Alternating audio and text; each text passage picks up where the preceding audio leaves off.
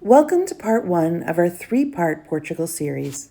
Sit back and enjoy the beautiful sights around Porto, the Douro Valley and Guimares. In February of 2026, we headed to Portugal.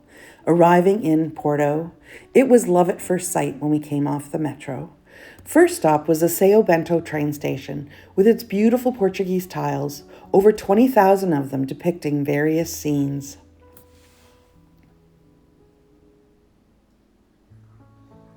Then we were off by foot to find our hotel. Porto is a very walkable city, and the AS 1829 hotel was in the perfect location to sightsee this amazing historical city.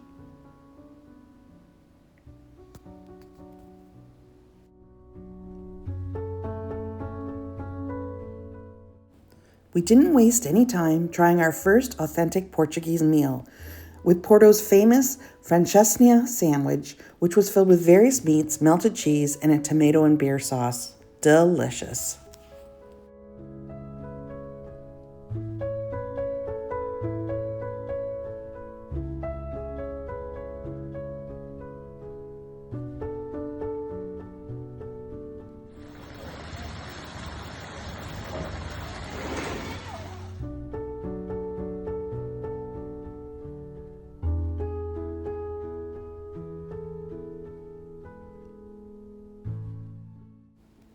We visited the Porto Cathedral, one of the oldest monuments in Porto. Construction had begun in the second half of the 12th century, with various additions being made up to the 20th century.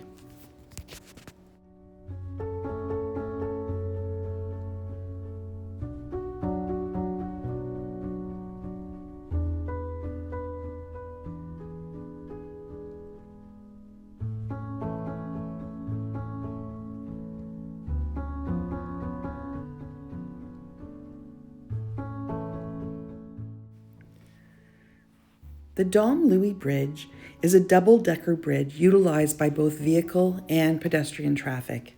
It was quite interesting to learn that the bridge had been designed by the same people that designed the Eiffel Tower.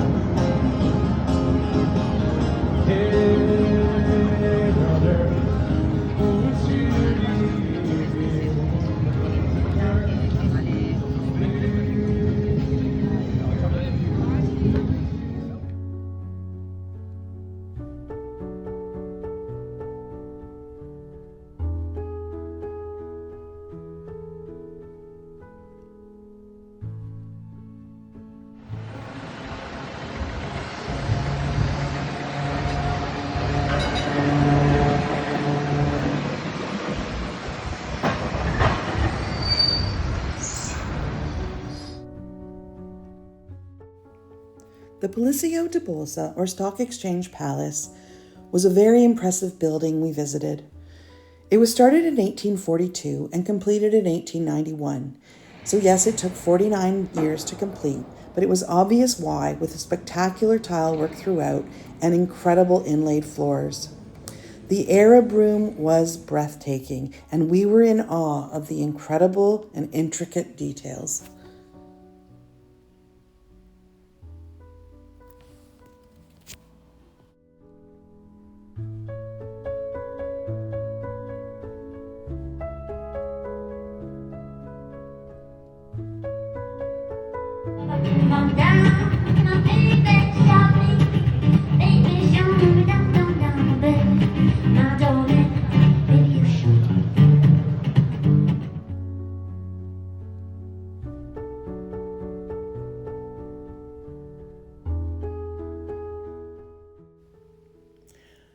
Porto's McDonald's claims to be the most beautiful in the world. Livraria Lello was a bookstore that opened in 1906, and it was amazing. Although still operating as a bookstore, it is now a tourist destination. Tickets must be purchased, with the fee being credited from your purchase. Books were available in many languages. It was so charming.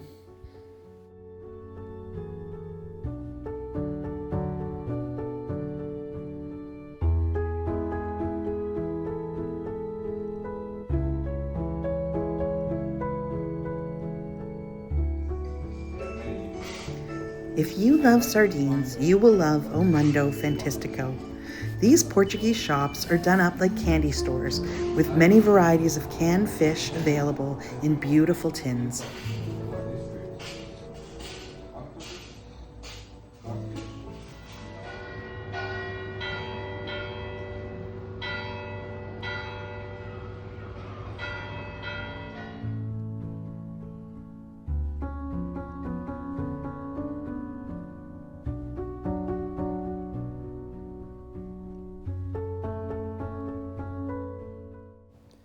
An excursion we would highly recommend is a tour of the Douro Valley and port tastings.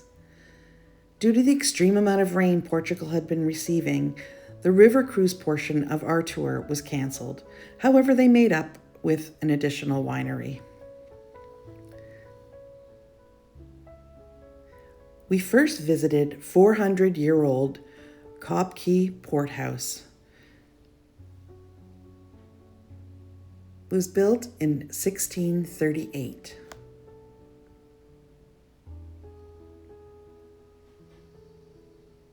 This was followed by the Caves Santa Marta, a newer cooperative cellar. The one building holding over 2.5 million liters of port. We enjoyed a delicious traditional Portuguese lunch here and finally visited the River Winery. It was a great day with great people and so much fun.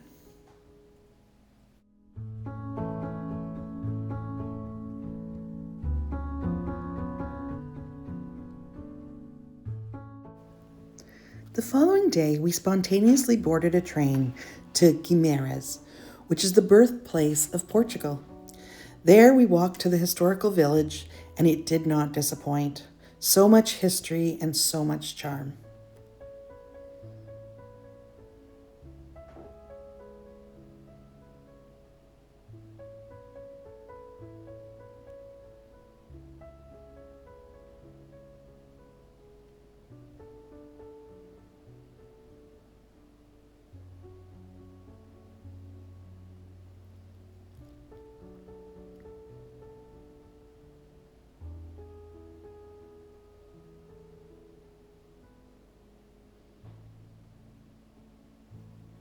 We visited 2 castles.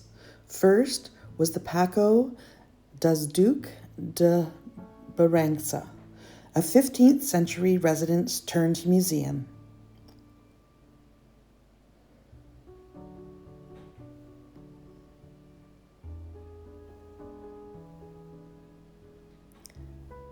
Then we climbed up to the Castelo de Guimares. This was a medieval castle or fortress built in the second half of the 10th century. We walked along the walls and wondered what life would have been like that long ago.